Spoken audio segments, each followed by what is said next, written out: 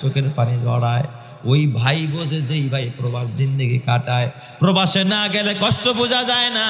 মা কাছে নাই, বাবা কাছে নাই, জ্বর হইলে দেখার কেউ নাই, অসুস্থ হইলে দেখার কেউ নাই, রান্না করার কেউ নাই, কান্না করারও কেউ নাই। তোরা যদি আরেকজন সেটা ধমক দেয়, মারে, সারানের মতো কোনো মানুষ নাই। একা একা জীবন, কত কষ্টের জীবন রে প্রবাস জীবন। এর থেকে জেলখানায় বন্দি থাকা আরো ভালো। এত কষ্ট করে আমার প্রবাসী ভাইয়েরা, আমার যুবকেরা, ও এলাকার মা বোনেরা, ও বিবিরা, যার স্বামী প্রবাসে থাকে, বিবি গো, কথা দিয়া স্বামীরে কষ্ট দিবি না। প্রবাসীদের কষ্ট সহ্য হয় না।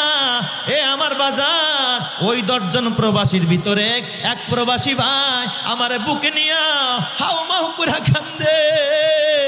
আমি বলি, যুবক রে, তুই এত কান্দুস কা? তোর চোখে পানি কা? যুবক আমার ডাক দেয়া, হুজুর আমি তো কষ্ট সহ্য করতে পারি না।